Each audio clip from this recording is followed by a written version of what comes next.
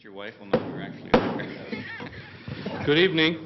Welcome to the Willmar City Council meeting for Monday, June 18th, 2007. Roll call. Mayor Heitke. Here. Councilmember Reese. Christensen. Here. Anderson. Here. Swenson. Here. Gardner. Here. Stockin. Here. Fagerly. Here. DeBleek. Here. 8 present, 1 absent. Thank you, Kevin. Please stand for the Pledge of Allegiance. I pledge allegiance to the flag of the United States of America and to the republic for which it stands, one nation under God, indivisible, with liberty and justice for all.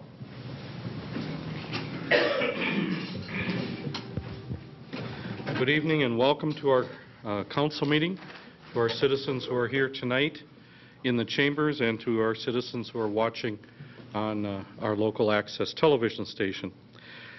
Tonight we have a pretty straightforward agenda.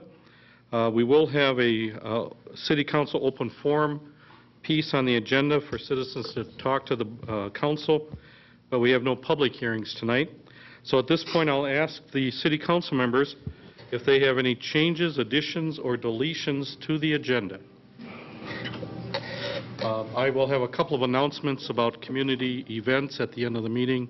We've got a baseball game coming to town and a cops meeting, things like that. Just some announcements. Then we'll move to the consent agenda. Move to approve. Second. We have a motion and a second to approve the consent agenda. Does anyone on the council wish to talk about any of the items on the consent agenda? Councilmember Gardner? Thank you, Mr. Mayor. I'd like to pull the Planning Commission minutes of June 13th. All right. Anything else? If there are no other requests, I'll ask the council to vote on the remainder of the consent agenda. Those in favor say aye. Aye. Opposed? That carries. The consent agenda included the minutes from the last City Council meeting, the minutes from the Utilities Commission of June 11th, the Building Inspection Report for May of 2007, and the minutes of the Housing Redevelopment Authority for both May 8th and June 7th, and the Library Board minutes of May 17th. Councilmember Gardner. Thank you, Mr. Mayor. I'd like to bring up item number 5, the Earth Tech conditional use permit. Go ahead. There was the Planning Commission reviewed that several days ago on the last Wednesday, and it appears that there are 2 groups, the Council and the Planning Commission, that tend to see this item in entirely 2 different ways.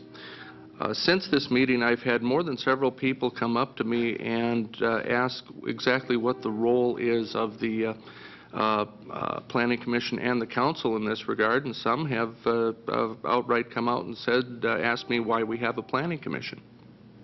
I think there are very good reasons why, but I also have had a lot of folks ask me the question, why doesn't the Council have approval on that? And I guess I'd be looking for some discussion on this tonight, but I'd also be looking for some direction, if it's available tonight, from staff. Okay, so what's your first question?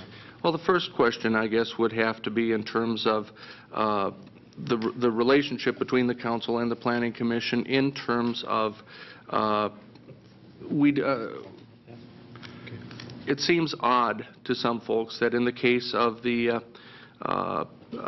junkyard last year that we were able to overturn the Planning Commission in that regard, but under this circumstance we're not able to. And then I guess I'd be looking for some clarification in that regard. Is there somebody on staff who could address that? Our city attorney will make a comment. Thank you, Rich. It's all controlled by the existing ordinance, and I think what's happened to date has followed the ordinance. You have to distinguish between the 2 things that happened. What happened with respect to the so-called junkyard, or whatever terminology you described it as, a permit was granted. And the charter makes it clear that, as with any other commissions set up by the charter, the council has the right to veto an action. If you look in the dictionary what the word veto means, it means to cancel. So the action that was taken in granting a permit to the junkyard was canceled by the city council when they vetoed that process. 2 weeks ago, you could have vetoed what the Planning Commission had done in denying a permit, but when you veto something that has already been denied, you're not accomplishing anything.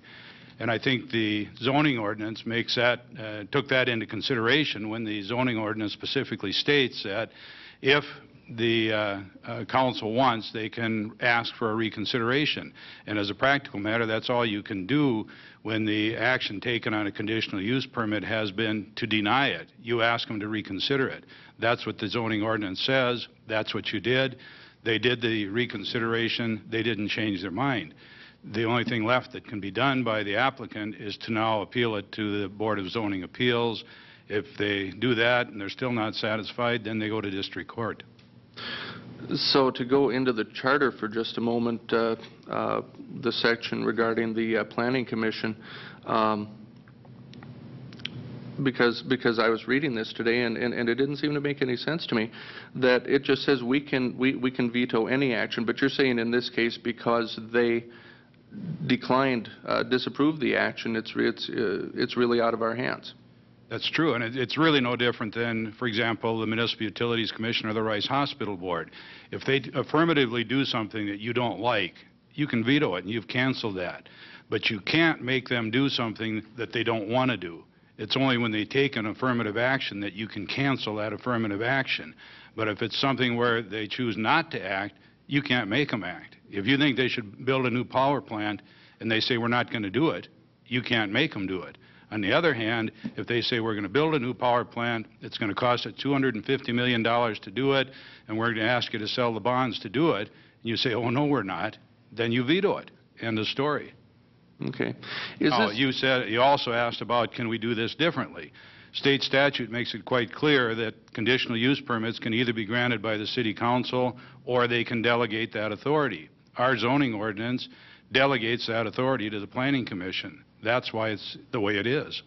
Is that something previous councils obviously have delegated that? Is that something that's been a long-standing policy? I would say at least 30 years. Okay. And I'm not saying it's right or wrong, but that's the way it's been. Sure, but that's not to say that it couldn't be done differently if this or a future council wanted to open that up. Just amending the zoning ordinance, you can change it. Okay. That answers my questions. Councilmember DeBleek and then Dockin. Yeah, Mr. Mayor, I know, but in our community development meeting, we discussed some of these items, and also an item coming up as item number 4 under that committee report. We would like to have a discussion on just the issues that Mr. Gardner is bringing up. So I don't know, I think we should specifically talk about item 5 in the Planning Commission minutes right now. So. Okay, Councilmember Dockin. Thank you, Mr. Mayor. Mr. Ronning, you talked about veto. What number of council persons does it take? What number does it take to veto an action? 5. 5? Correct. Thank you. Any other comment on this issue that Mr. Gardner brought up? If not, Steve, do you want to make a motion? I would move to file the minutes of the Planning Commission. Second. We have a motion and a second to file the minutes of the Planning Commission for June 13th. Any other comment? Those in favor say aye. Aye. Aye. That was a weak one. Those in favor say aye. Aye. Those opposed say no. No. No. Oh, all right. I guess it wasn't weak. All right, roll call then. I didn't catch the difference there. Roll call. Councilmember Christensen. No. Anderson. Aye. Swenson. Aye. Gardner. Aye. Dockin. Aye. Fagerly. No. DeBleek. No. 4 ayes, 3 nays. All right, that means that the minutes of the Planning Commission have been accepted for June 13th on a vote of 4-3. All right, now we will go to what's called the Willmar City Council Open Forum. And I know we have one speaker, at least, who would like to address the council, and that's Mrs. Marge Flagg. Marge, would you want to come up and tell us what's on your mind? And again, let me explain, I explained this privately to Marge and her husband, but tonight, the purpose of the open forum is for citizens to address the mayor and the city council members. Usually no decisions are made at this time, but the issue might be referred to a committee, or the council can make a decision if they choose to, but it's to accept input from the citizens on any issue that they want to talk to us about. Marge, go ahead. Okay, Mr. Mayor, City Council members, my name is Marge Flagg. My husband and I live at 630 Johanna Avenue, Southeast Willmar. We have spent a lot of time and money on improving, or you have spent a lot of time and money on improving downtown Willmar, and forgetting and not knowing about the battle that's going on in our neighborhoods with cars, trucks, boats, and buildings of all kinds in front and back and side yards. We've been trying to keep our homes, streets, and neighborhoods looking respectable, but are having a hard time with people who want to park cars, trucks, boats, RVs, motorcycles, snowmobiles around their house. I'm speaking of my neighbor directly west of us on Johanna Avenue, who has a 20-foot pull-behind RV camper, a pickup truck, and a motorcycle in front of his garage with room for 2 more vehicles inside. A large inboard motorboat on the side of his attached garage, which is attached to the house, 9 on the lot line that we have to look at every time we open our back door. And this has not left his property for use in 3.5 years, all the while he's been there. But this winter he has moved it to the middle of his backyard. He has a Jeep and a boat in his backyard now. He also has an antique car and a white classic car that he puts there from time to time. The antique car does not run. He also has 2 large outbuildings in dilapidated condition in his backyard, a below-ground fish pond and screen porch in the backyard, another fish pond in his front yard. He now has a permit to build a double garage or larger in his backyard. His only access to his backyard is the 10 feet or less from the side of his house and 1 foot from our driveway. How much stuff can a person put on their lot before the city says enough and stop? What is the city ordinance on this? If he builds and gets more stuff, will he again be allowed to park it around his house? We have asked city staff about this for a long time, and every person has a different interpretation of what is acceptable and legal. I can only assume he's going to quickly build before the task force committee can act and make new recommendations that may curtail his project. With all the controversy surrounding this property west of us, I ask that you hold up his building permit until a task force committee has done its work. This residential yard is becoming like a warehouse. We don't want a neighborhood, our neighborhood, to become a warehouse district. A building permit just allows permanence to the situation. Thank you. Thank you, Marge. Marge, would you mind just waiting a minute, because we might have a couple questions for you. I've got a couple questions. First of all, I understand that this property has been referred to City Hall a couple times. Bruce, would you mind commenting on what staff have already looked at or done? Mayor Heike, members of the council, staff has been to the site several times in the last couple of weeks. Really, there was nothing citable on the property. There were no violations of current ordinance noted. Today, we did see that the RV is still sitting in the front yard, so staff discussed it after I got back to the office, and the property owners were going to be notified that our ordinance requires RVs to be stored in the rear yard. All of the vehicles that are on the site are licensed, current licensed, and are parked to meet setbacks and city standards. The one shed is in pretty tough shape. That is being removed. That's a condition of the building permit that was issued for the garage. So it's our hope that because the garage is going to be twice as large as the shed that's being removed, that he will take some of the materials that he stored outside and put in the new garage. And again, the one shed will be removed from the property. Other than that, the site is pretty well maintained. The lawn is mowed.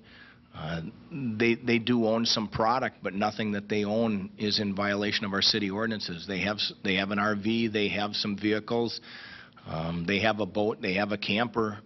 none of which are illegal if properly stored in the rear yard under our current ordinance. Bruce, what about Mrs. Flagg's comment about their vehicles are 1 foot off the property line of Well, their... that could very well be, because in that neighborhood, there's a lot of buildings and driveways that got built very close to the property line. This is not a newer part of town. There are some narrower lots.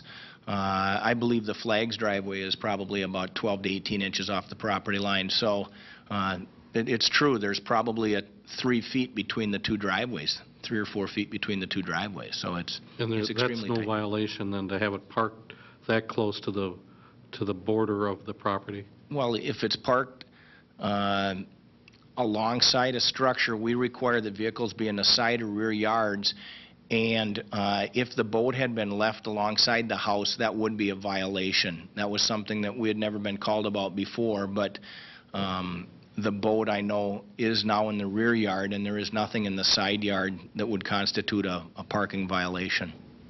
But there isn't much room to get through there. There's enough room to back a vehicle through there or to drive a vehicle through there, and that's how the person intends to get access to the rear yard. He does not plan to pave a driveway to the rear yard just to occasionally drive on the lawn to get back there. Mrs. Flagg, do you know how long that person or that home has been occupied by the same person? I think about 3.5 to 4 years, as long as that boat has been there. And is it an ownership or is it a rental? I'm sure it's ownership. It's a single man or divorced or something. He lives alone. Okay. But where he's talking about this drive to this new double garage is a sidewalk. So he's going to have one wheel, if whatever he drives back there, one wheel on the sidewalk along the house, skimming the side of his house, the other wheel on the grass. So this is taking one dilapidated shed down and building a double 2.5 car garage in his place. So he's winning on this one big time. Mm-hmm.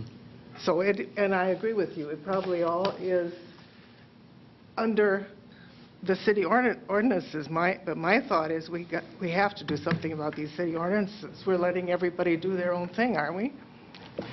I Well, should have said that. No, that's fine. You know, this is a public forum.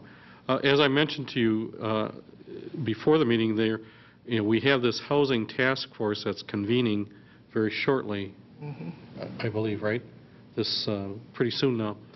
And this sounds like an issue that perhaps that task force wants to take a look at in terms of the amount of accumulation of stuff on lots. Now, I don't know what should be or could be said about that, and whether or not ordinances need to be addressed, but I think that that's the place where that should be talked about. I know Councilmember Gardner and Councilmember Dockett and Councilmember Swenson are on that housing task force committee. So, and it's about a 20-member committee, and they'll be looking at a lot of issues. But I think this is a timely, this is the right time to bring this stuff up and refer it into that committee for further discussion. Okay, thank you. So tonight, I don't think we can do anything about it tonight. No, but I want everybody to be aware of it. I think that's what you've done. I think that this is a very big problem as far as we are concerned, because there's no end in sight. He has the money to keep his licenses current, which he does, so anything he does is legal. It just never ends. How many vehicles did you count in his backyard? Well, this weekend he changed things around, but there's 2 Corvettes, there's a Jeep, there's a pickup truck, there's a 20-foot pull-behind trailer. There was a 1936 Ford, the boat. He has a motorcycle. He has 1 or 2 snowmobiles that are in these little sheds. And did I forget something? He's got a lot of stuff. Well, it sounds like he's got at least 8 or 9 vehicles parked back there, and I think that's something to think through. Council members, does anybody wish to make any comments here or ask something? Councilmember Christian. Thank you, Mr. Mayor. How does he get these vehicles back there presently? Driving alongside the house or the garage? So He there's is great at backing up. I've never seen anyone that can back up on a dime like he can. It's perfectly So there's- straight. skims his house, so he only has about 5 nicks in the side of his house. He stays on his lot line, or away from our mutual lot line, and he moves his cars around just about every other day. So It's constantly being moved. there's nothing stored on the side of the home than the side of the Right garage? now, the only thing is his motorcycle. And Bruce, am I right? Did I hear you say it's illegal to store them on the side of the house? Unless you can meet the setback of 5 feet for storing a vehicle, and you can probably meet that with a motorcycle, but you cannot with a motor car. Now, did I understand you say there's a motor home out front also? That's been there now at least 2 months this summer. And that will have to be moved to the backyard, Bruce, to be legal? Is that what you're saying too then? Yes, it's a pull-behind camper. Oh, not a motor home? No. Okay, Okay. okay. I'm sure we'll be doing something about it through the Housing Task Force, and thank you for bringing it forward. Councilmember DeBleek, did you want to say something? Yeah, thank you, Mr. Mayor. Question for Bruce on the zoning and the exterior building ordinance. Now, he's been issued a permit for a 2.5 stall garage in his backyard. It's a 20 by 22-foot garage. That's barely a 2-car garage. Okay, I'm Okay. sorry. And does that meet setbacks, or what setbacks does he have to meet with that? 5 feet off the side yard and 5 feet off the rear. This lot's 200 feet deep and 75 feet wide, so he's got no issue meeting setbacks. But the only access to that there is going to be the 10-foot strip That space alongside his around the house. side of his house. That's correct. Yep. Those lots are 200 feet deep? The lots off of Johanna Avenue are very deep, yes. Okay. Okay.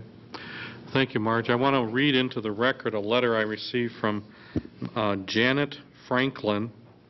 Her address is 620 Joanna Avenue Southeast. This is one of your neighbors, is that right? Okay. It says, this is Miss Janet Franklin. We purchased our residence at 620 Joanna Southeast in 1974 and have had ongoing problems with the residents directly next door, a large brown house to the east, for several years. Buildings, additions, and vehicles have been continually added to a property that is approximately 75 feet by 200 feet. The yard has become overrun and an eyesore in the neighborhood, not to mention what it has done to property values. Presently, there is a hard-sided camper, collector car, pickup truck, and motorcycle parked in the front driveway or along the side of the house. This is dated June 13th. In the backyard, there is a boat, Jeep, car, 2 dilapidated sheds, an underground pool, a garden with a dilapidated fence, a compost site wrapped around a tree, a screened addition lean-to on the back of the house, and an indoor fireplace that is never used. Recently, I was informed a building permit might be issued to add another garage in the backyard. I've been in contact with Megan, Randy Cardell, Bruce Peterson, all with the City of Willmar, and Councilmember Dockin, trying to stop another building from being added to this property.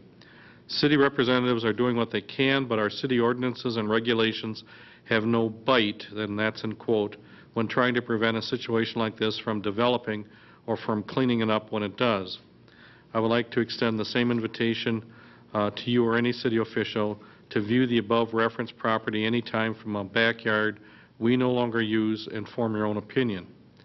It's time to have Willmar's laws and regulations regarding these situations revised. Janet Franklin. All right. We've heard you, and it's being referred to the Housing Task Force Committee for further discussion. Those are also open meetings. They're public meetings. When they get started, if you want to come and attend them, you can, but that'll be put on one of their agendas. Thank you. Mr. Mayor, Yes, Jim? could I make a comment, please? Sure, go ahead.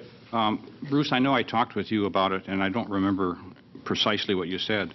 I think I asked whether or not you, and the chief is here also, whether you felt that having so much, quote, stuff around your house, if that didn't potentially cause some problems for emergency services, whether it's fire, police, or whatever. And could you tell me again what your answer was? I mean, I don't think you saw that as a problem. And I'm wondering, you know, if there was in fact something that happened, if someone wanted to move around or maneuver in that area with all of this stuff around and as close as properties are, how do you see that? Mayor Heike, Councilmember Doc, and I really haven't seen anything over there that I would view as any type of public safety issue. If there's a need for law enforcement personnel to access the property, there's plenty of room to move around. If there was a fire emergency, there could be a vehicle that obstructed the operations of the fire department, but it would be a situation that's created by the owner, and it wouldn't be anyone's fault but that property owner, and it certainly has no impact in the ability of public safety personnel to fight a fire or deal with an incident on an adjacent property. I just don't see it as a public safety issue. Thank you. Thank you, Mr. Mayor. All right. Is there anyone else who wishes to address the council tonight during this open forum period? John, come on up.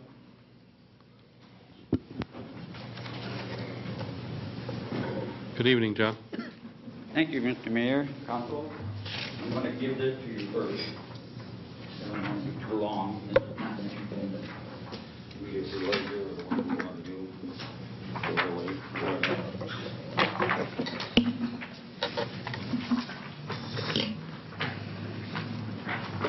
I don't think Do you have another copy for our city clerk?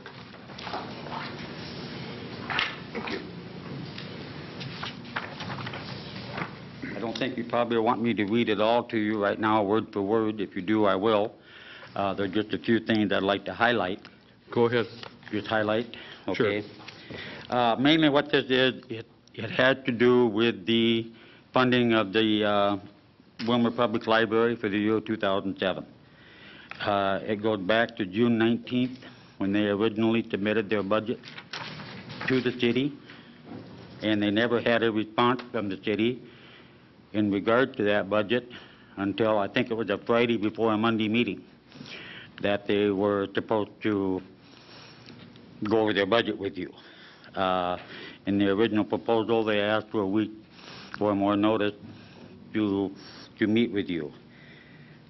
The main thing, I think, it's pretty self-explanatory here all the way through it, but a couple of the main things I wanted to point out was there's a quote from Ann B. Hutton, who is the Telco Executive Director the Telco Executive Director at the Library Association and at the Southeast Library Association.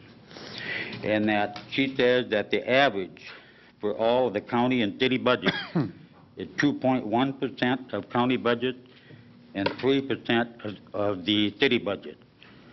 That's the average given. If we were to take that into consideration, the Willmar, all they have on the website is the 2006 budget. They don't have the 2007 budget. But even with the 2006 budget, 3% would have been $565,000 plus. A lot of you have asked, I know, in the meantime, why is XYZ city giving $600,000, this one giving $500,000, we're only giving $298,000. This is part of it. The last thing, the main thing I really wanted to get in here with is that when you had your workforce session, I attended it. I figured they're all open meetings. And there was a 2-page supplement at the end of that packet that I could assume was prepared by staff. Was that the one prepared by Mr. Houlihan? Yeah, no, by staff. It was going against what... oh, it's the one that had... The bullets. It had the... in that big report. It talked about these other library systems in other parts of the state. All through the state, and comparing three library systems, PLS, East, and Kitchigamami. However you say that? Kuchiching. Kuchiching, okay. But in that, I just want to go over these points on that. Okay. Lastly, that report was given on May 30th. Staff had prepared a 2-page library comparison of 3 library systems. What wasn't stated in that whole report was that PLS had 32 libraries, East Central 13, and Kitchigami, K had 9. right? This alone does not give a fair comparison that they were using population, which in this case I don't feel has any real bearing. The next item, they stated that of the 3, PLS had the most technology advance with 223 public internet terminals compared to 111 and 45. Average this out from the libraries, PLS had 6.96, East had 8.54, and 5 for K. So there's not that much of a difference in there. In fact, we're in second place. The last one they had, the next one they had, they stated that the total number of library other staff had PLS leading with 58.62, K with 35.9, and East with 37.86. In reality, PLS has an average per library of 1.54, K 3.98, and East 2.91. There again, there's a little disparity. The budget, they stated that the PLS operating budget is $4,320,000 plus, East at $2,169,000 plus, and K at $1,940,000 plus. True, but the average per library, PLS $113,000, East $166,000, and K at $215,000. So instead of go all the way through this, I can go all the way through it, but I've got it for you in writing. I feel they didn't do a fair service to PLS or the Willmar Public Library. I think they knocked it more than they helped it, and I think they should be trying to help them. And I think with that, you can take statistics and turn them any way you want to, probably. Somebody could take my statistics and do another whole thing with them. I just think it would disparaging to the library system and to your efforts. And I know I've talked to a couple of you. Somehow you are going to fund the library like it needs to be funded. But I think there's a lot that had gone on that didn't have to go on. And if there'd have been some communication early, because I didn't meet Lori until probably the first of the year. And I understand she's only been here a year and a half or 2 years. So this was her first budget process. She had no idea what was expected. Because evidently it's always gone smoothly in the past. She said that'll never happen again.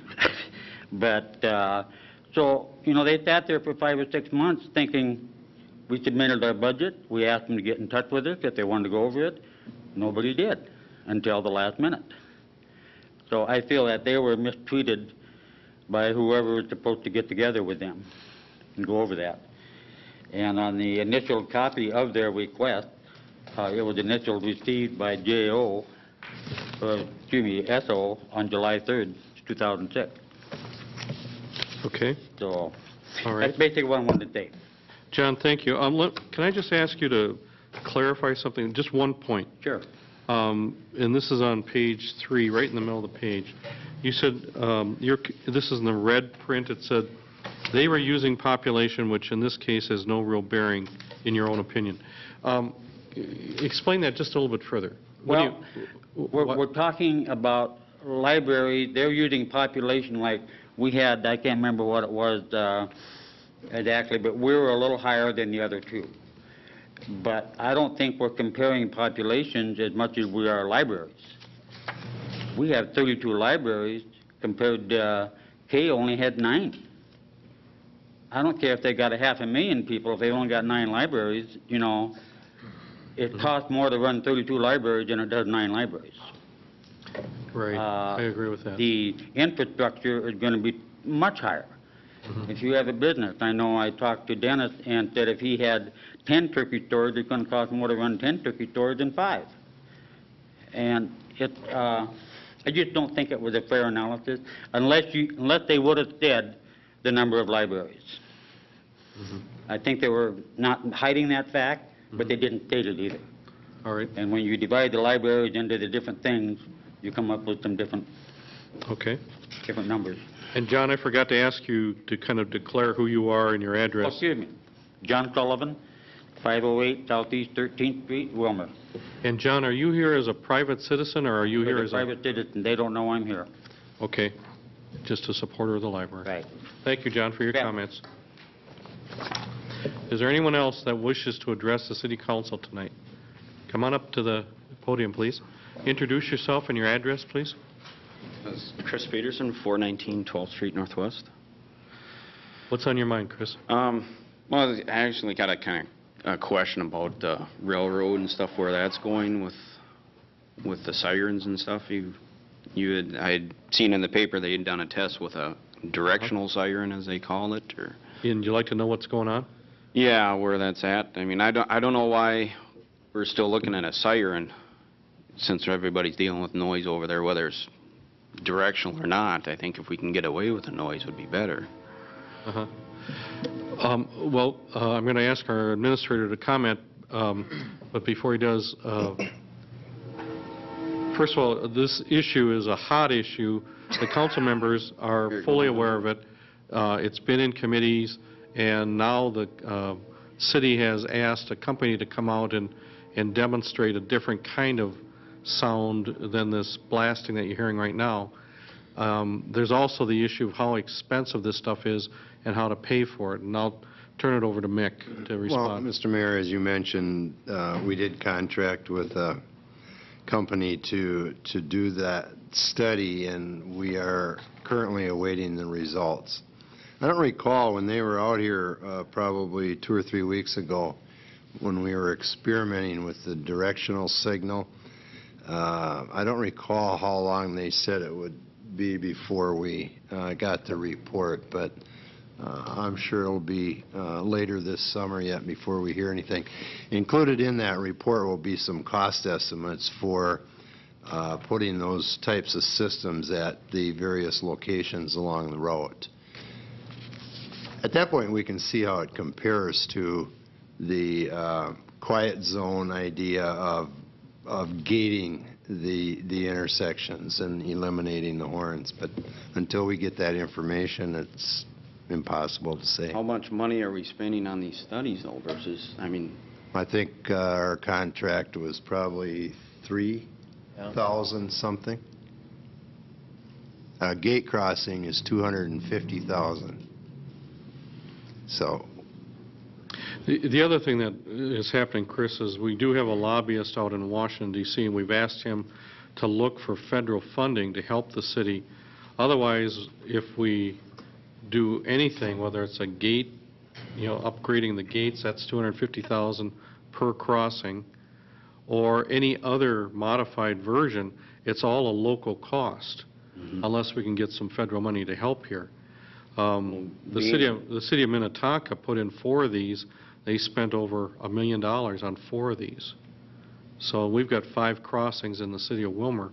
I don't know that we'd have to address all 5 crossings. If we could even get on to 1 or 2 of them, it would be I think it would make a big difference. But there's a huge expense here that, costs all of us. Well, then there's a article in the paper, I don't know if that's the city council, about raising the property tax the next 5 years for the road projects. That was the county. That was the county, more or less. The county, that was a couple days ago, the county has announced that they're looking at raising county property taxes 8% over each of the next 5 years just to pay for road improvement. Yeah. Just roads.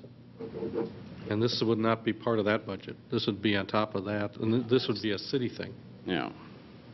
Unless you've got some influence with the county and they'd like to help us out. No. Okay. No, I was just mainly wondering about the, Well, it's under study. We're waiting for this consultant to get back to us, and when it does, then the council members or their committees will look at what they're saying in terms of costs and what it'll do for the city. Yeah, because I guess, if property tax, I don't know, I suppose that's a county thing, but if they keep going up, I'd just as soon pay a little more for, peace and quiet rather than listen to the whistle blow, whether it's, straight down the tracks or not. It's still, can't see it being any quieter. Well, if you want to come back, I would say come back in maybe a couple months, and maybe we should have some information at that point to share with you if you want to come back and ask another question. Okay. All right. Thanks for coming in tonight, Chris. Anyone else wish to talk to the council tonight?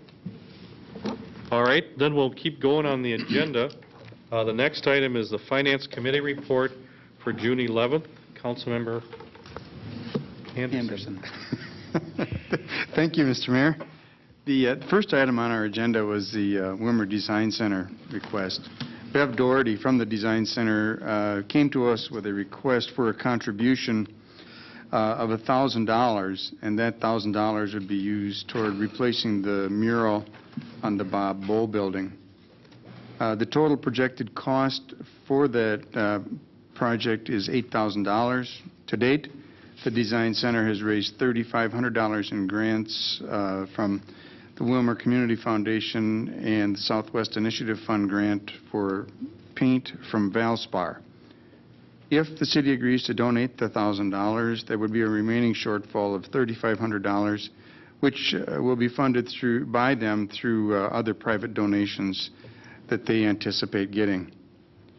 There was a motion made, seconded, and was amended, and I would introduce the amended motion, and it is to authorize city staff to fund $1,000 from the city's non-departmental budget, subject to the Willmar Design Center actually raising sufficient contributions to cover the full amount for the mural project. Second. We have a motion and a second to direct and authorize city staff to fund $1,000 to this request from the city's non-departmental budget, subject to the Willmar Design Center raising sufficient contributions to cover the full amount of the mural project. Further comment? Let's see. Councilmember Christensen. Thank you, Mr. Mayor. I also noticed in the paper that the utilities, MUC, was requested $1,000. Is that, they didn't act on it, but is that, is it kosher for them to be getting it from the utilities and the city? I would voice my opposition to the utilities thing, but I'm in favor of this from the city. Well, Mr. Mayor, members of the council, I'm trying to think of some similar type requests in the past. Nothing comes to mind, but I seem to recall different projects over the years where parties have requested funding from both the city council and the municipal utilities, and probably Rice Memorial Hospital from time to time. Will they be head up to then, Rice Hospital? I think under the circumstances, probably not. Okay. I know we get many requests for funding from various projects during the year, and I just don't want to make it precedent setting for others to be coming and flocking in for money also, but this is a good project. Any other comments on this? Roll call, or just a simple motion? Those in favor of this motion say aye. Aye. Opposed? Motion. No. One no? One no. One no. Motion carries. The second item on our agenda has to do with the Pioneer Land Library funding, and this will be for information only. We revisited the issue of Pioneer Library's funding shortfall for 2007, and that amount remains at $27,407. You'll all recall that earlier in the year we did supplement them to the amount of $17,000 over and above our annual maintenance of effort that we'd already contributed to Pioneer Land. Concerns were raised that library hours may need to be cut, as well as subscriptions and other ongoing expenditures vital to the library may have to be reduced. However, once the amount of the maintenance of effort has been increased, as we all know, payments for future years can never be less.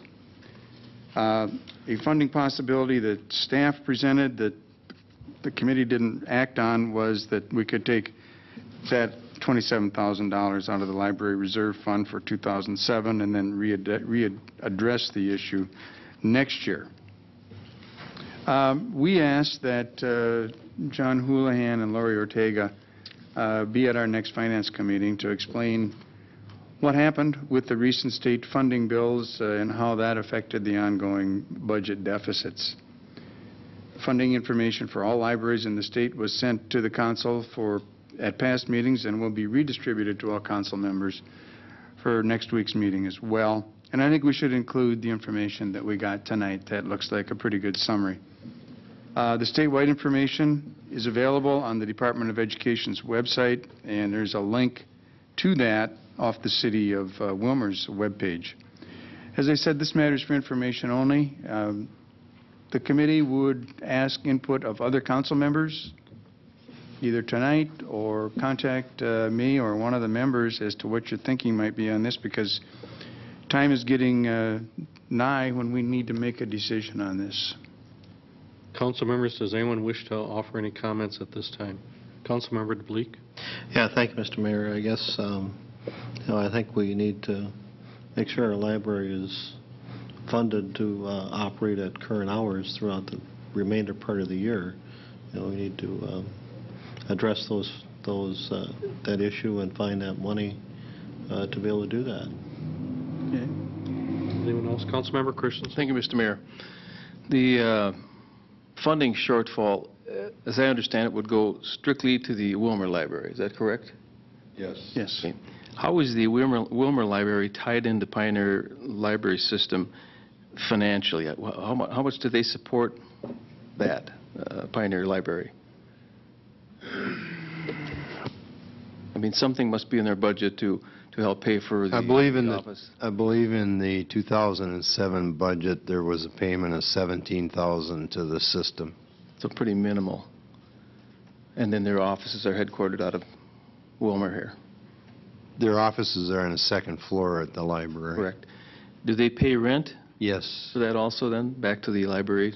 That actually is going to the county to help defer some of the maintenance costs, Okay. which never seem to get talked about very much. Thank you. Any other comments here? Councilmember Gardner. I'll talk about that for just a second, among a couple of other things.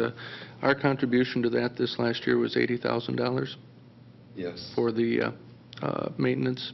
Okay. And that's a number that really is dismissed when we're talking about this, because we're really not talking about what it costs to actually fund what it is that they're looking to fund.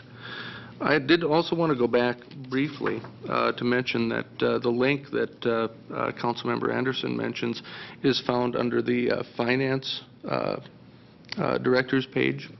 And there's a wealth of information on there if anyone wants to go on there.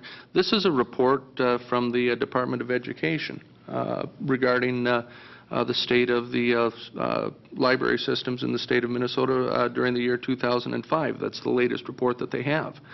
I think it's important to say that these are statistics that are compiled from the libraries systems to the state of Minnesota, and they're not anything that staff is picking out of thin air. This is something that comes at the state level.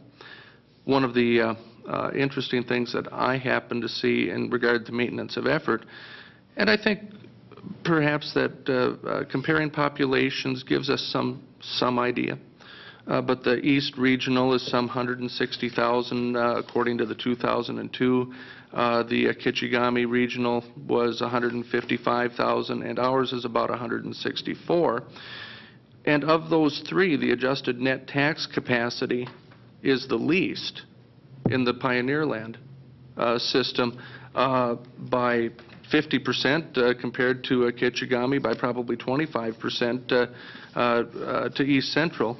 But the dollar amount per capita that we use to support the Pioneer Land system regionally is probably, do some quick math, probably 85% more than what the other two systems are. Yes, they have fewer libraries. I wonder if the question isn't going to come down to this. How much of what we have today, and it sounds like we have by any other measure a stellar system, how sustainable is it? And I think that's going to be one of the questions that we're going to be faced with, and any input, as Councilmember Anderson said, from other council members or from citizens is certainly going to be necessary. Any other comments from the council members? I have a question, Dennis, that I'd like you to get clarified at your Finance Committee meeting, and that is, within Candioi County, how many of the libraries are funded by both the city that the library is in and the county? And how many of the libraries in Candioi County are funded only by the county? And I don't know the answer to that. But, our library in Willmar is funded by both the city of Willmar and Candioi County.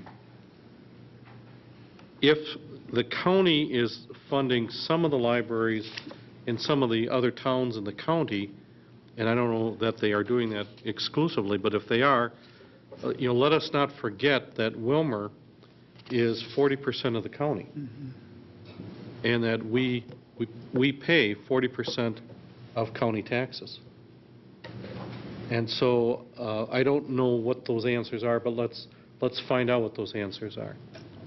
So if there are some libraries that are funded only by the county in Candioi County, we are in effect helping to support some of those libraries by our county taxes, in addition to funding our own library.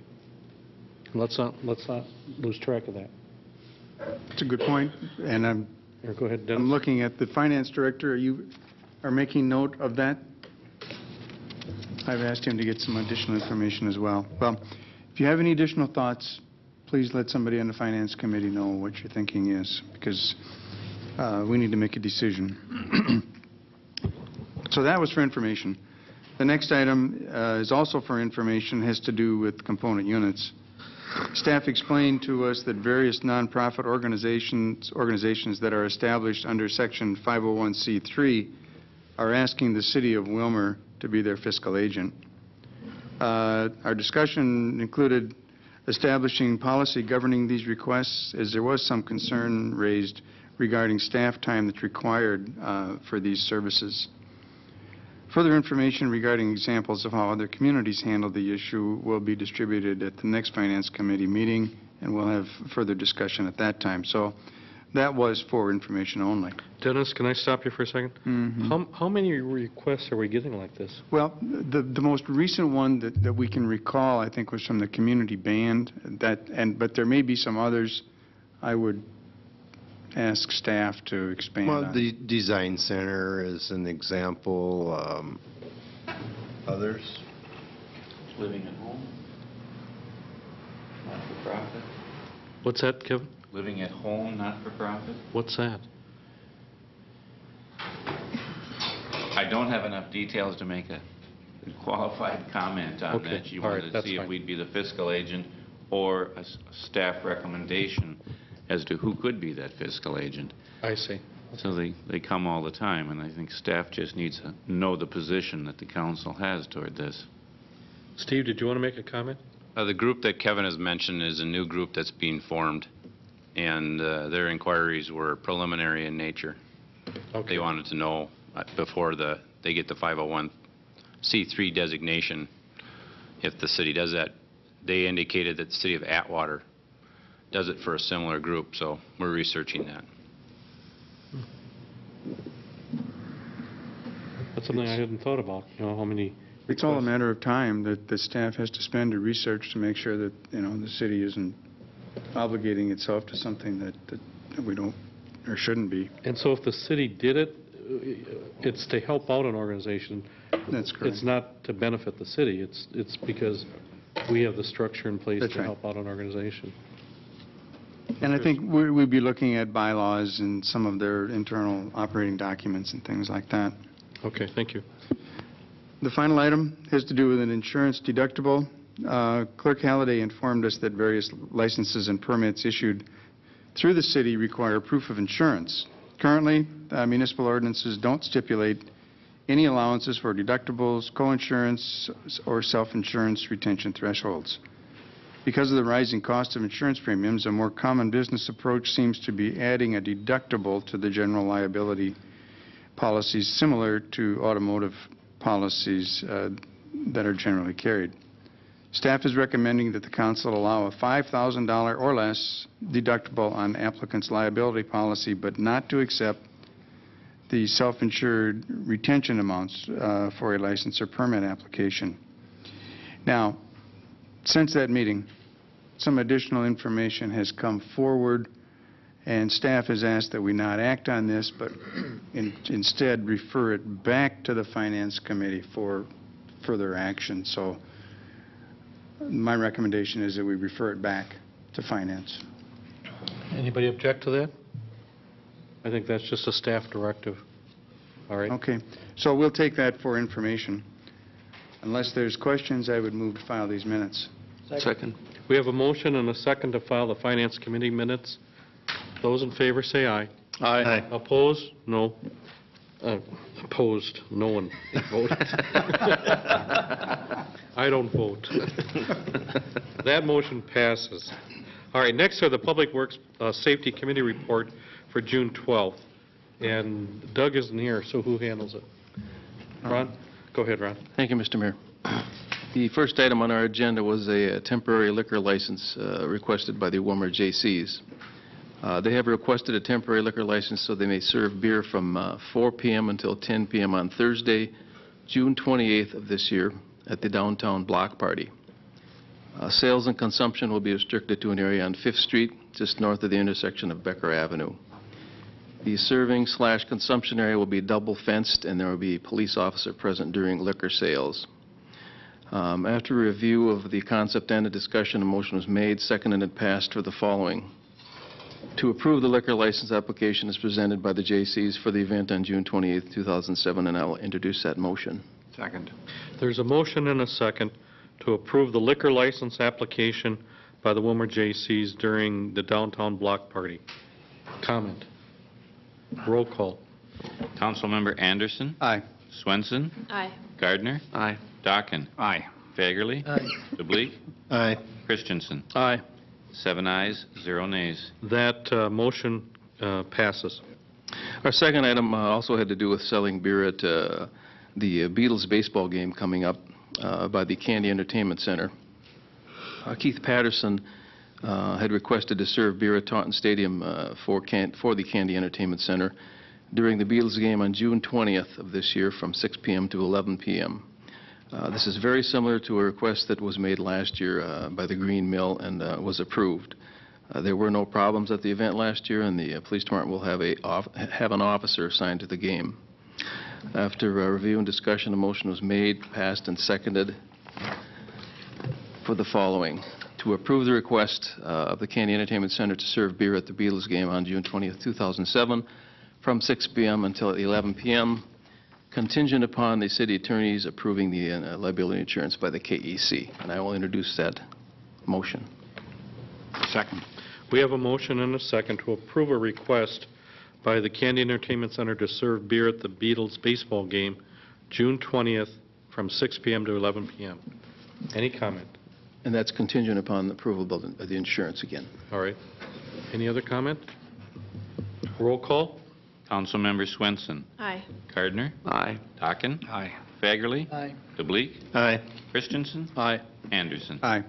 7 ayes, 0 nays. The motion passes. The third item on our agenda was a cooperative construction agreement having to do with County Road 47. At the committee meeting in May, an informational meeting was held pertaining to the construction of County Road 47 across the former airport property. At this time, the project design was discussed and questions were answered. It was understood that a cooperative construction agreement would be forthcoming, detailing the responsibilities of the city and the county. We were presented by staff the agreement for review by us. The county shall act as the agent of the city in administration of the contract. The estimated costs were itemized in the attachments. The city's share includes utilities, stormwater, detention ponds, street lighting, curb and gutter, and also the professional services for the storm sewer design. The total estimated project cost is $3,954,000, and the city's share would be $1.23 million. The counties would be $1.657 million, and federal funds of $1.066 million. We were also informed by staff that the committee was informed that the project has a scheduled letting date of July 10th, 2007. It is anticipated this would be graded in 2007 and paved next year, 2008. Once again, a motion was made, seconded, and passed for the following: to approve the agreement as presented, to authorize the mayor and city administrator to enter into the agreement on behalf of the city, and I will introduce that resolution. Second. We have a motion and a second to approve this cooperative construction agreement for County Road 47. Further comment about this? Councilmember Anderson. Thank you, Mr. Mayor. So we will issue bonds, or how are we going to pay our portion of this? On County Road 47, we will likely have to, is that part of our local option sales? That's part of our local option sales tax project. That qualifies for that. Okay, thanks. As is the realignment of Willmar Avenue from 47 to Trunk Highway 40. Those are the two big ones. Any other comments? Roll call. Councilmember Gardner. Aye. Dockin. Aye. Fagerly. Aye. DeBleek. Aye. Christensen. Aye. Anderson. Aye. Swenson. Aye. 7 ayes, 0 nays. The resolution passes. The fourth item on our agenda was a telecommunications grant from the airport. Staff presented the committee a $100,000 grant agreement with the State of Minnesota Office of Aeronautics. The grant agreement pertains to the telecommunications line, which was put in last year at the airport, at the new airport. The city is responsible for half the cost, as the grant is a 50-50 split. The council awarded the contract to Intel Communications in June of last year, which, with the initial cost being fronted by the city. Staff had been in negotiations with the state for this agreement, and the paperwork finally came through. A motion was made, seconded, and passed for the following: to authorize the city administrator and mayor to enter into an agreement with the State of Minnesota Office of Aeronautics on behalf of the city for the grant. And I will introduce that resolution. Second. We have a motion and a second for a resolution regarding a telecommunications grant at the airport. Further comment about this? Roll call. Councilmember Dockin. Aye. Fagerly. Aye. DeBleek. Aye. Christensen. Aye. Anderson. Aye. Swenson. Aye. Gardner. Aye. 7 ayes, 0 nays. The resolution passes. Our last item also had to do with the telecommunications budget at the airport. We were presented the corresponding budget detailing the expenditures as well as the revenues. Staff pointed out that of the $50,000 local share match, only $19,000 will be paid from the federal EDI grant received for the expansion of the industrial park. Approximately 2,100 feet of the line installed is directly attributed to the redevelopment of the old airport, and as such can be funded from the federal EDI grant. The remainder will come from the local option sales tax. Once again, a motion was made, seconded, and passed for the following: to adopt the budget as presented, and I will introduce that resolution. Second. We have a motion and a second to adopt a budget regarding the telecommunications project at the airport. Further comment? Roll call. Councilmember Fagerly. Aye. DeBleek. Aye. Christensen. Aye. Anderson. Aye. Swenson. Aye. Gardner. Aye. Dockin. Aye. 7 ayes, 0 nays. If there are no questions, I would move to file these minutes. Second. There's a motion and a second to file the minutes. Those in favor say aye. Aye. Opposed? That carries. Next are the minutes of the Community Development Committee for June 14th. Councilmember DeBleek. Thank you, Mr. Mayor. First item on our agenda was the Midwest Technology Campus Tax Abatement discussion. Steve Rehnquist of the Economic Development Commission appeared to request a addendum to the Midwest Tax Abatement Program. Originally, the city action was to grant tax abatement to Midwest for vacant buildings only. Mr. Rehnquist said that the intent was that there would be no real estate taxes payable for the campus throughout the year of 2015. Consequently, with the Job Z program for certain projects on the site, it was originally believed that the Job Z program would exempt the land from real estate taxes, as well as the buildings used by Job Z qualified businesses. Mr. Rehnquist asked that the value of the land on the Midwest campus be included in the tax abatement program in addition to the value of the unoccupied structures. The committee discussed the ramifications of the proposal, and after discussions made a motion to adopt a resolution amending the Midwest Tax Abatement Program to include tax abatement for the value of land on the Midwest campus, as well as the unoccupied buildings. I'll introduce that resolution, Mr. Mayor. Second. We have a motion and a second for a resolution that amends the Midwest Tax Abatement Program to include the value of land as well as unoccupied buildings. Further comment? Councilmember Anderson. Thank you. Is this something that now has to go to school board and county for a similar action, if they want? Bruce? Here, Heitke, Councilmember Anderson. Yes, it does. It has been to the county. The county originally granted tax abatement for the entire site before it was even qualified for Job Z, so their action supersedes the cities or the school districts in that nothing has to go back to them. This does have to go back to the school board. Mr. Rehnquist will do that. One thing I should point out is that it's important to understand that this also would include providing tax abatement for buildings that are occupied but with non-Job Z qualified businesses, because it could be that not every technology business on that campus qualifies for Job Z. And according to the notes that Mr. Rehnquist and the Midwest people had taken at a public meeting, they had been publicly promised that there would be no real estate taxes on that site for the length of the Job Z program, which takes it through the year 2015. So that's what this action does. It makes it consistent with that. And I agree. I was at a lot of those meetings, so I think that was the understanding. It was very confusing at the very end, and not everyone's notes meshed, but we're slowly making or coming to agreement with these terms. Any other questions from council members or comments? All right. This is a resolution. Kevin? Yes, sir. A roll call then? Councilmember DeBleek. Aye. Christensen. Aye. Anderson. Aye. Swenson. Aye. Gardner. Aye. Dockin. Aye. Fagerly. Aye. 7 ayes, 0 nays. The resolution passes. Second item on the agenda was that staff presented some details on a request by the Housing Redevelopment Authority that the city adopt a resolution adopting a displacement minimization plan and a residential anti-displacement and relocation assistance plan for the recently funded Small Cities Development Program. This request is consistent with action that the council has taken on these types of programs in the past. After discussion, there was a motion passed to recommend that the council adopt the resolution. Adopting both plans is required for the Small Cities Development Program. I'll introduce that resolution, Mr. Mayor. Second.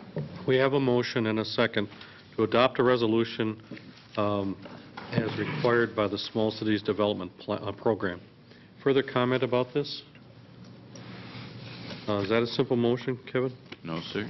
Roll call. Councilmember Christensen. Aye. Anderson. Aye. Swenson. Aye.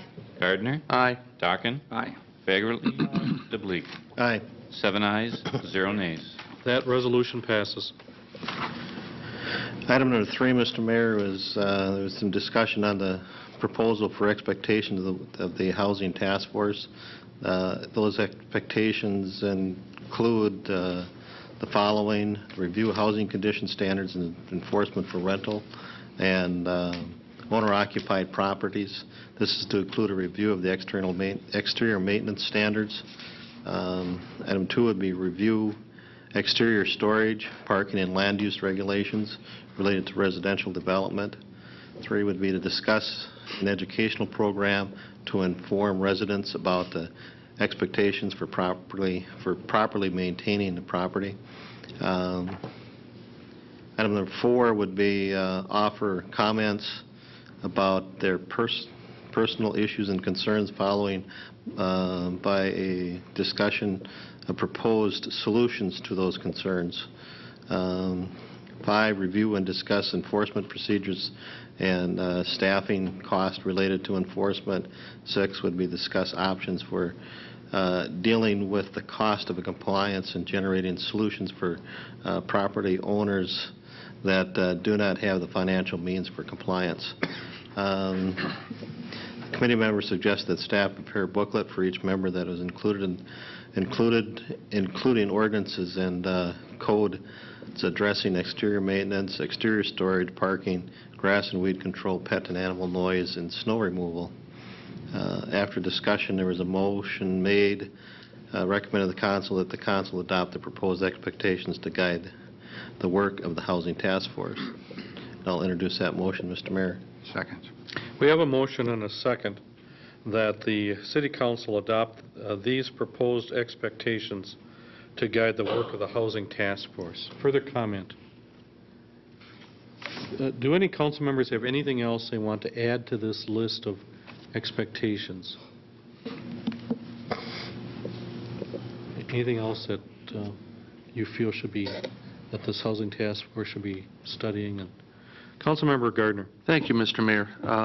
As I read this, I wasn't at the meeting, but as I read this, this is not meant to be an all-inclusive list, but simply a guide to guide the task force, correct? Right. Okay, thank you. Any other comments here? If not, this is a motion. Those in favor of accepting this, please say aye. Aye. Those opposed? That motion carries. Item number 4, we had some discussion, Planning Commission, City Council, Land Use Authority. The committee discussed options for land use review and decision-making. Council members expressed concerns over the extent the Planning Commission authority in the conditional use permit review process. It was noted that the city attorney is researching the matter and is providing suggestions as to options on how the city might choose to restructure their land use decision-making process. The discussion it was requested that the Council and Planning Commission meet to discuss these issues. The committee discussed requesting that the city attorney draft an amendment to the zoning ordinance and reorganizing the advisory function of the Planning Commission and granting all final land use discussion making authority to the City Council.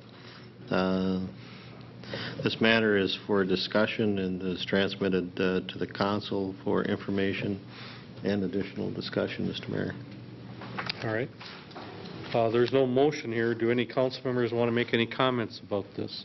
Councilmember Anderson. Thank you, Mr. Mayor. In my opinion, I think that the Planning Commission was subjected to some incredible amount of lobbying, and I think we're maybe forced to make decisions based on emotion rather than fact. And I think we need to be careful when we start talking about changing our process that we base our decisions on facts and what's going to be in the best long-term interests of the city. And I think it'll be a good practice and a good discussion to look at that and see if there are some ways that we can work on making this so that it ends up being a better process for the city, because in my opinion, the city lost in this last decision. Any other comment? Councilmember DeBleek. Yeah, I don't know, maybe Rich could expound on this a little bit, but if we did change the decision-making or the authority that any board or commission has, if they have an issue before them that they don't want to approve of or request that it's denied, does that authority, the council doesn't have any authority to force a decision from that committee or commission or board? Is that correct? I think state statute is controlling, and you either are the granting authority of conditional use permits or you're not. I don't think there's any middle ground where if they want to defer to the city council because they don't want to handle the issue or whatever, that that would be permissible under state statute. You bite the bullet and you become the issuing authority, or they remain the issuing authority.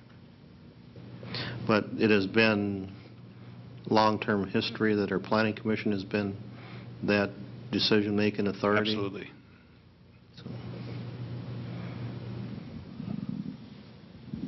And then the appeal process that comes after that, if an issue is denied by the Planning Commission, that's appealed to another board?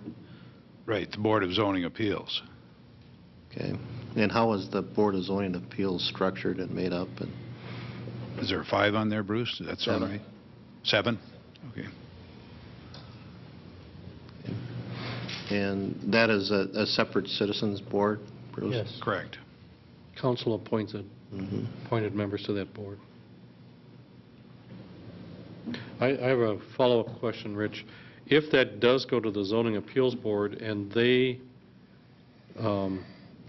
vote to accept the appeal, then what? Is that the final say then? When you say they vote to accept the appeal, you mean the applicant makes the appeal and they grant the permit? Is that what you're saying? Yes. Then the next step is if somebody wants to take it to the district court. Okay. But if they deny the appeal, it stops right there.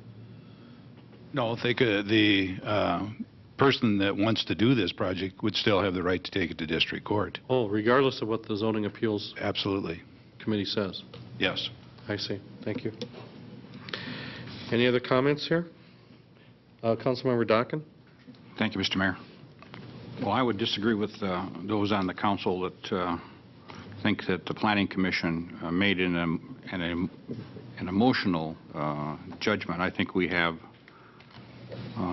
wonderfully talented people that have always served on all of our commissions. Many of them are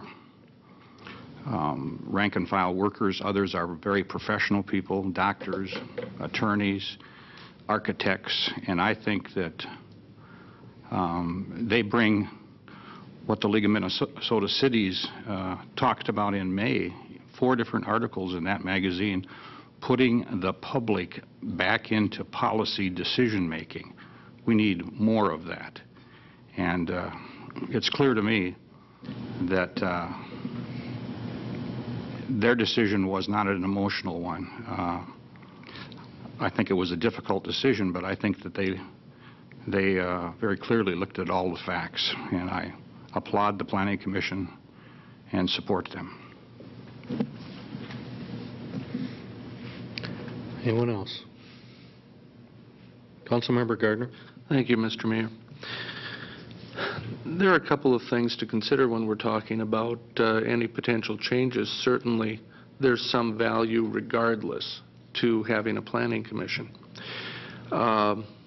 Just because we disagree on 1 or 2 things, I'm not certain that we throw the whole idea of a planning commission out. But I do struggle very strongly with the idea that the city council isn't the final say and that the planning commission in certain circumstances supersedes an elected body.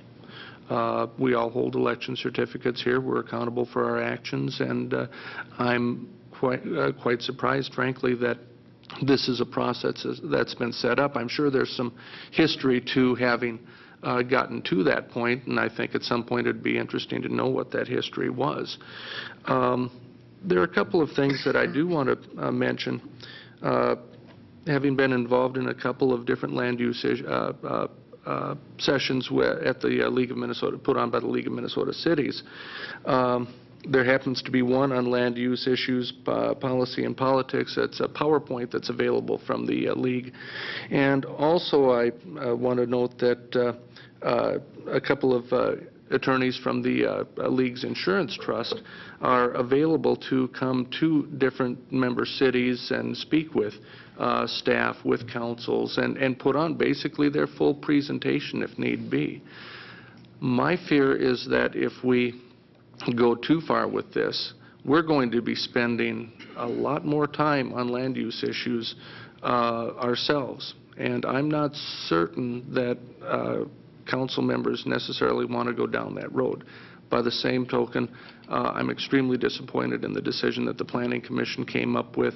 I think that that the findings of fact are not sound. I'm no attorney, but I think that there's a good chance that that they'll be overturned. But I think we need to sit down also, and I think Mr. Dockin has mentioned this as well. We need to sit down as a council with the Planning Commission and at least talk about a long-term vision for the community. We obviously agree on this one thing. I suspect that there are many things that we could agree on. And I think we at least need to begin those discussions.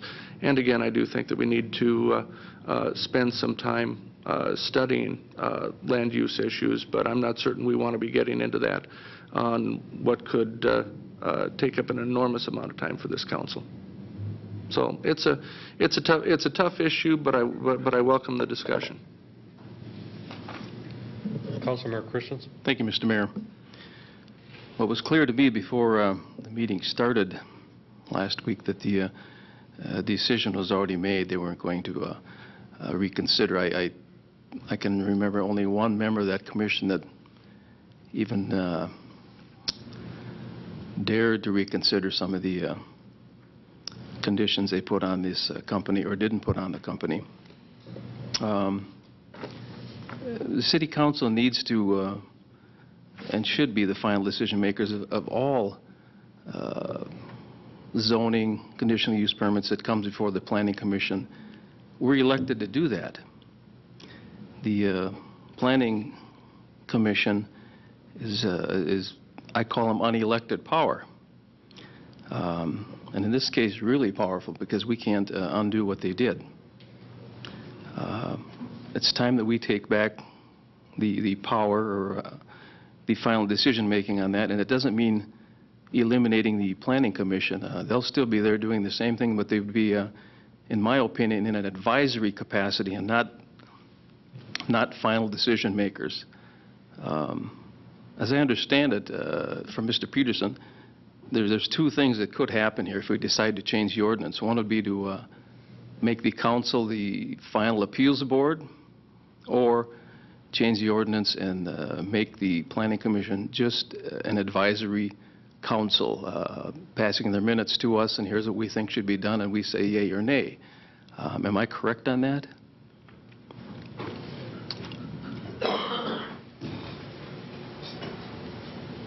Yes and no. The Planning Commission can serve as the appeals board. I believe what you're referring to, or the Planning Commission can serve in an advisory role, but as far as your reference to the council serving in an appeals capacity, that was an issue that the city attorney was going to see if that was possible.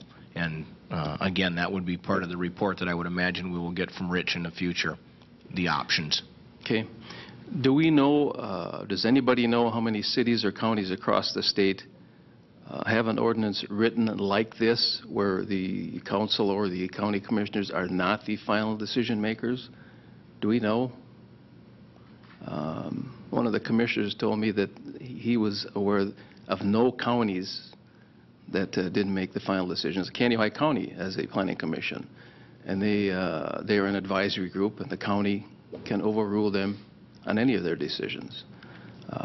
So I wouldn't see that it would be any different for the city to do that. And I think we need to. It was that group of individuals were lobbied so hard that their emotions got in the way, and I didn't hear one finding of fact at that meeting, not one. And any refute we had to any of their condition or their findings went off the wall. Nobody listened. Absolutely none.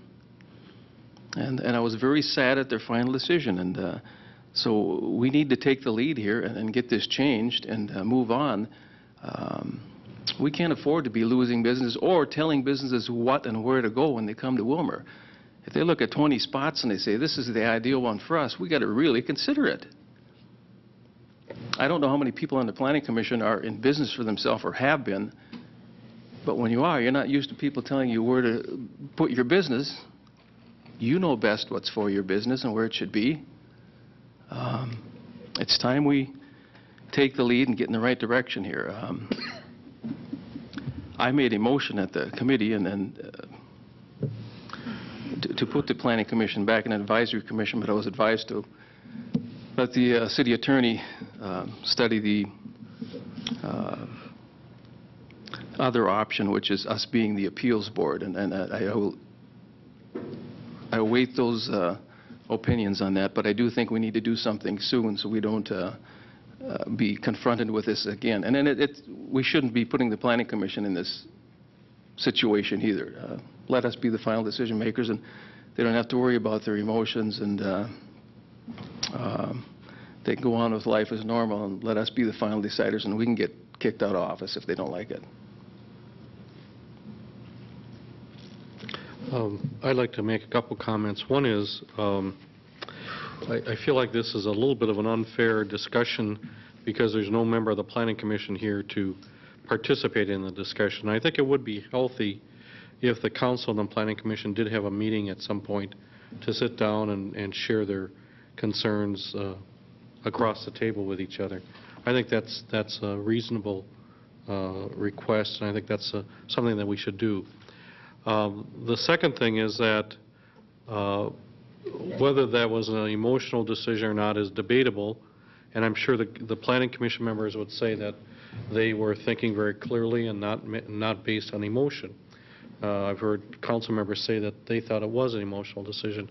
Again, that's a debatable analysis of what happened.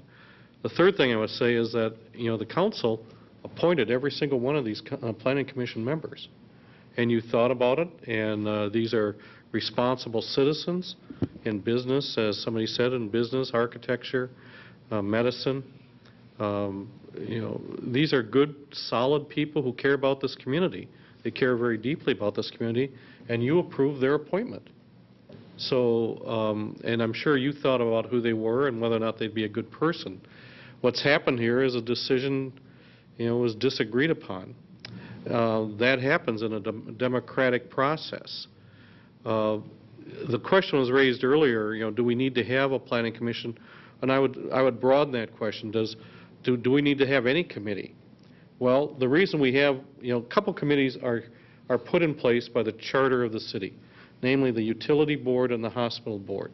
All the other committees are at the discretion of the City Council, I believe.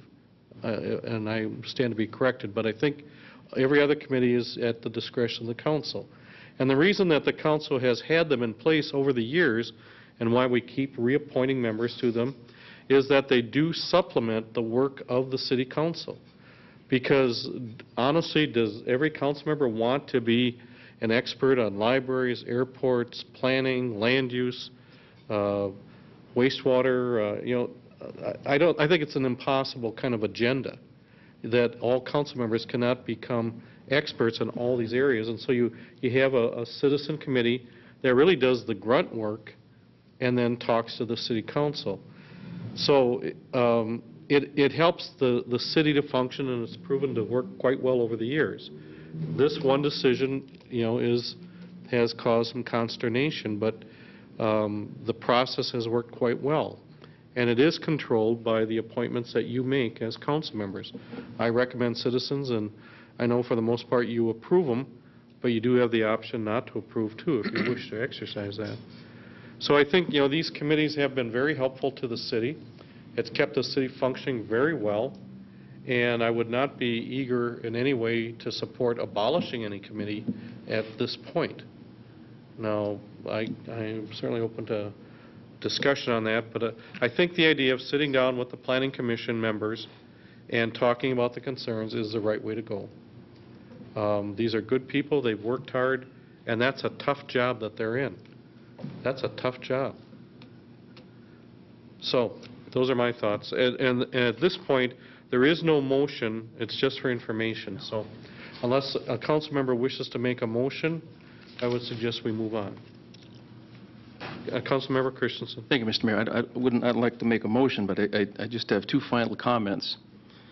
One is that the request was for a conditional use permit by this particular firm. And typically, when there's a request for a conditional use permit, there are conditions set for that business to operate wherever. There was not one member or one suggestion of any condition to let this particular business be at that location. Not anybody discussed one or brought up one. Second, if the Planning Commission were to scrutinize every conditional use permit as they did this one, I don't think there would be many that would pass. All right, does anybody want to make any motion, or should we move on? Councilmember. Just one comment, Mr. Mayor, and I think would be a good idea to have a joint council planning commission meeting, so that would discuss the issues, and then I would hope that you would be able to set that up or facilitate it. Well, we could make it one of those work-study meetings, I think, in a large enough room, so let's put that on the agenda for the future here sometime. Okay, Bruce, go ahead. If there is no questions or additional items, motion to file the minutes. Second. We have a motion and a second to file the minutes. Those in favor say aye. Aye. Opposed? Motion carries. Next is the consideration of an ordinance to rezone certain lands from R4, residential 4, to general business. And this is at the request of William and Deborah Donner. Bruce, can you help us on this? Mayor Hankey, members of the council, the city did receive an application from Willmar and Deborah Donner to rezone some property that they own that's east of the Donnerite building, and as you'll recall, that's the former Pomida building. The site is currently zoned R4 for medium-density multiple-family housing, and their proposal is to rezone it to general business for the purpose of retail development. Currently, there's a house on this lot, and it's the very long property that extends west from Lakeland Drive nearly back to the Donnerite building. The rezoning would square off the property and would square off the general business zone that exists there. The Planning Commission did review and approve the rezoning, and it's a recommendation of staff that the ordinance be introduced for a hearing to be held July 2nd. Thank you. So moved. Second. There's a motion and a second to have a public hearing on this proposed ordinance for July 2nd. Councilmember Christensen. Thank you, Mr. Mayor. Bruce, how big of a piece of property is this that they're rezoning? Is it just that one lot, or is it several lots? It's part of two different parcels. If I had to give you a dimension, it's about 100 by 450 feet. It's a little better than an acre. Okay, thank you. Any other comments? Those in favor of the motion to set a public hearing say aye. Aye. Opposed? Carried. Next is a consideration of a preliminary plat called the Landmark Business Park. Bruce? Mayor Hankey, members of the council, Landmark Business Park is a plat being proposed by Chad Munson. It's on the south side of East Highway 12, directly east of the American Inn. The plat would have access from 24th Street Southeast and 25th Street Southeast on Oxford Drive Southeast and 3rd Avenue Southeast. Both of those streets or those routes would be extended through the plat. The Planning Commission approved the preliminary plat with conditions that need to be met prior to final platting, and those have to do with the securing of easements, etc. Pretty typical fare.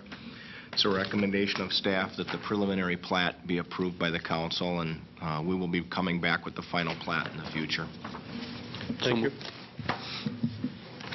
Council? So move. Second. We have a motion and a second to approve this preliminary plat called the Landmark Business Park. Comment. Councilmember Christensen. Thank you, Mr. Mayor. Bruce, I see the name Landmark Business Park. Does it mean this will be all business? Or are there some residential lots in here? There are some residential lots. The very south part of the property on the south side of the large stormwater pond and what is currently being kept as an outlot would be developed for residential purposes, and that would be a transition back into the existing 1- and 2-family homes that exist in that part of Pheasant Run. Okay, thank you. Councilmember DeBleek? Yeah, are all these 23 lots, are all the property within that development being developed? Is there any lots set aside for park use, anything like that, green space? There's not. There is a park about 2 blocks to the north of, 2 blocks to the south of the site. There's a residential neighborhood park, and then there's the large Sunrise Park that is south on 23rd Street. So In this particular proposal, there is not any dedicated parkland. Is that something the council would like to see in part of that middle area? There would be some access issues.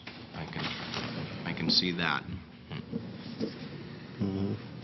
I guess, I don't know what the rest of the council feels, but for myself, I would like to see some green space dedicated in that plot, if that can be worked into it. Do you want to make that a motion? Yeah, I can make that a motion. Okay. There's a motion that some of the land in this commercial plat be dedicated to park or green space. Is there a second to that motion?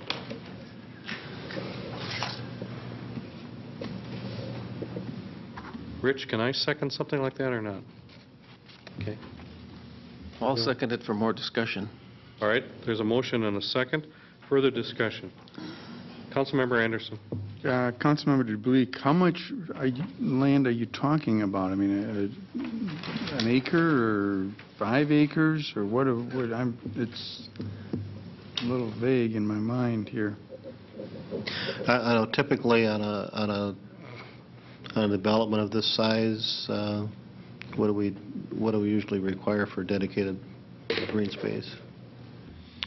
Well, there are only 12 residential lots in this plat, so, and typically in commercial plats, the council has not had any dedication for parkland. Now, that's something that I would like to bring back to the council and have a more definitive parkland dedication ordinance for either parkland or payment in lieu of based on acreage development, but currently the city has no such ordinance or requirement, so.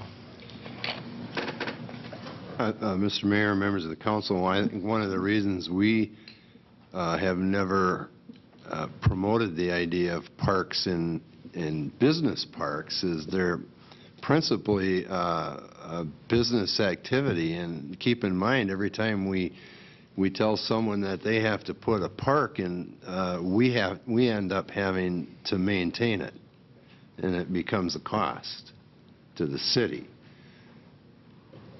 So unless it involved a large number of residential users, we wouldn't or I wouldn't necessarily recommend that we require it for that fact alone. Any other comments here? Councilmember Fagerly. I would say we have quite a bit of park land right now, and it's not getting maintained to the best. I know behind us on the walking path, I go out there many times during the summer and do the trimming around the trees, and there's another neighbor that does mowing up on top of the entrance, so the manpower just isn't there. I mean, if the neighbors want to adopt the park and maintain it every week, it'd be fine, but that's not going to happen. So. Anyone else? A motion has been made and seconded to require some green space or parkland. Are you ready to vote on that? Those in favor of that motion say aye. Aye. Those opposed say no. No. The motion fails. I had a question about this plat. Is this a private road here, Bruce, on the, I guess it would be the west side where it comes down to a cul-de-sac? Is that a private road? Yeah, that exists right now. That's part of a townhouse development that's already built out. Oh, okay. All right, thanks. All right, now we're back to the original motion, and that was to approve the preliminary plat. And we have a motion and a second, Kevin, is that right? Yes, sir. Any other comments on that? Those in favor say aye. Aye. Opposed? Aye. That carries. The vote is 6-1. All right, the next one is a consideration of a premise permit renewal with our American Legion Post 167. Kevin? Mayor Heidke, members of the council, we have a request from the gambling manager of the American Legion Post 167 to renew their 2-year premise permit. Runs from August 1st, 2007 through July 30th, 2009. And it's staff's recommendation that we adopt a resolution approving their application and submit it to the Gambling Control Board. So move. Second. We have a motion and a second to approve, or to adopt a resolution approving this premise permit renewal to the Gambling Control Board for the Legion Club. Further comment? Roll call. Councilmember Anderson. Aye. Swenson. Aye. Gardner. Aye. Dockin. Aye. Fagerly. Aye. DeBleek. Aye. Christensen. Aye. 7 ayes, 0 nays. That resolution passes. Yes. Just a couple of announcements before I go to council committee meeting dates. Wednesday night of this week, that's June 20th, there's I think it's, you can call it a semi-professional baseball game out at our Taunton Stadium at Baker Field. Alexandria Beetles versus the Green Bay Bullfrogs. And this is the second time that the Beetles have been in town. Last year they were here in the summertime. It was a great turnout, a great evening. And for all people who love baseball, and if you'd just like to have a nice evening out, please come out to Taunton Stadium on the west side of Willmar. Enjoy some semi-pro baseball players that night, a great game. I think tickets are about $6 or $7 and can be purchased at the gate. Another announcement, and that's that Becker Market is open again. This is our local street market that's open every Thursday afternoon from 3:30 to 6:30, right along the north side of Bethel Church in downtown Willmar. That's every Thursday throughout the summer, 3:30 to 6:30. Let's see here. We have an announcement from our police department that on June 19th, which is tomorrow night, there is a community-oriented policing and problem-solving meeting for, well, it's a citywide meeting at the Willmar Senior Citizen Center. That's Tuesday night, June 19th, starting at 7 p.m. Honorable Judge Menace will give a presentation on the Candioi County Drug Court. It should be a very interesting discussion. I know Judge Menace, and he does a great job of not only presenting but answering questions in a thoughtful way. So please join him Tuesday night, June 19th, at the Willmar Senior Citizen Center at 7 p.m. I think that's what I have for announcements. Council members for the committee meetings, Finance. Mr. Mayor, Finance will meet Monday, the 25th at 4:45. June 25th, 4:45, City Finance Committee meeting. Public Works, Public Safety, Ron? Mel isn't here, and Doug didn't give me any instructions, but I'm assuming there will be one, which will be Tuesday, the 26th, at June 4:45. June 26, 4:45, Public Works, Public Safety. Community Development? Not scheduled, Mr. Mayor. Labor? No meeting, Mr. Mayor. One of the questions that has come up is that we have talked about another council work session regarding the Senior Citizens Center and programming and so forth. Although the 27th, this coming Wednesday, is open, it is the week of Willmar Fest, and I guess I would leave it up to the balance of the council as to whether or not they'd care to meet. That would be my suggestion. I'm not looking forward to it, but it was suggested that I bring this up. All right, does anybody want to have a work session on June 27th at 4:45? It's a Wednesday night. On senior center programming? Not on programming, but on visioning and the future regarding such. It was something that we had discussed at the end of the initial meeting. Does anybody want the meeting, or should we push it off to July? Push it off. Push it off to July? All right, is that the agenda that the council wants then at the next work session, is a discussion about the Senior Citizen Center? Or would you prefer the Planning Commission? I think the Planning Well, Commission. that's the issue. Yeah. Which would you prefer? Planning Commission. It may be more timely to do Planning Commission. Planning Commission? In July, Planning Commission. All right.